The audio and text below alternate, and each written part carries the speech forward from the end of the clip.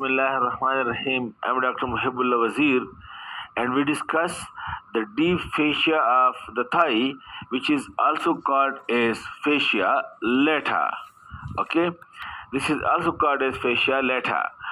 Now, it is said, it is described that it is elastic stocking. It is elastic stocking that surround the thigh muscles. But normally the deep fascia is non-elastic, but it is said in one book that is elastic stocking that surround the deep fascia, and it is having look the upper end and the lower end.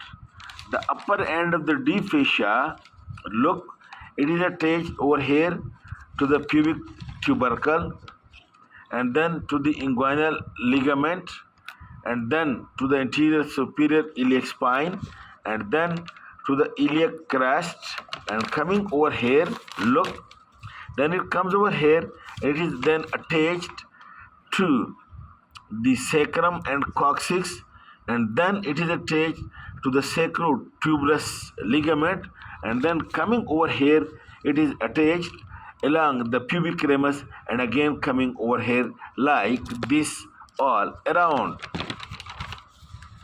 And then look over here, please, again. Look, inferiorly, this fascia or fascia lata is attached to this patella and the condyles of the femur and tibia, and to the head of the fibula. That is to the all available bones. It is the characteristic of the deep fascia that any bones available superficial to it, it gets fused with it. So it is attached to the patella and then the tibial condyles and head of the fibula and all around. Okay, superiorly, look over here.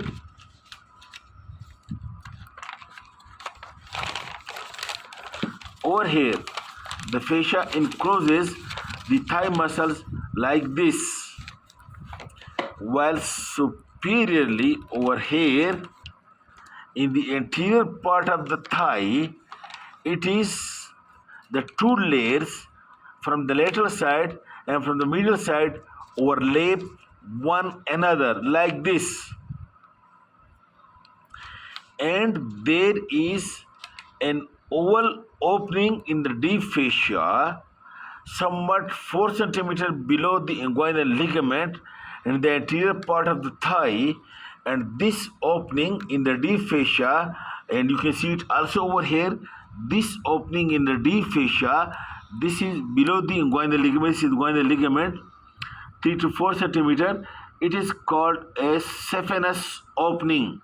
Saphenous opening in the inguinal ligament, and this saphenous opening is bounded, look, by this curved falciform margin from above, from lateral side and from inferior side. The boundary of the saphenous opening superiorly, laterally, inferiorly, this falciform margin, which is a cut in the deep fascia. The upper margin of it is attached to the pubic tubercle, then curves around by passing, you can see the femoral artery and vein by passing superficial to the femoral sheath, while from the medial side, the deep lamina of this is the superficial lamina of the deep fascia, and the deep lamina of the superficial fascia, it passes deep to the femoral sheath to fuse with the undersurface of the fascia. Look like this, coming and fusing with the deep surface of the superficial lamina. In its upper part, it is having two lamina, superficial and deep, while lower part, they fuse with edgewise with one another.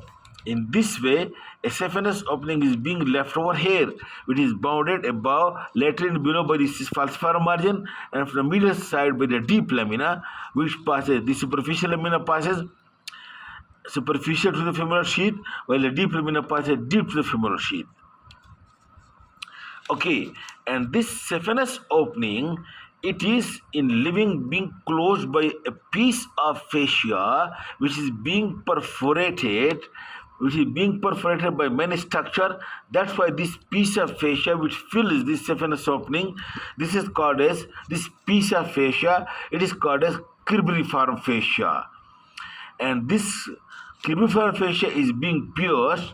You can see over here by this great saphenous vein to open into the deeply lying femoral vein, because the femoral vein lies deep while the saphenous vein lies superficial to the deep fascia, and it comes and passes through it.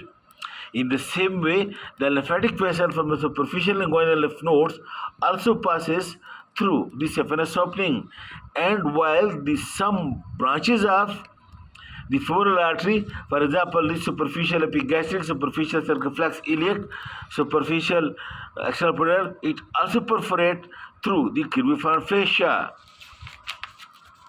Then in the lateral part of the thigh, over here there is a thick band present. Look, this thick band which is present in the fascia lata, this is called as iliotibial tract. It is a thick band over here, and attached with the iliotibial tract you can see this small muscle tensor fasciae lati, and this great muscle, the gluteus maximus muscle. This is also fused or attached to this iliotibial tract. Then lastly, from the inner surface of the fascia lata, three septa, one lateral septum and one medial septum and one posterior septum, passes from the inner surface to be attached to the lips of the linea aspera, like this.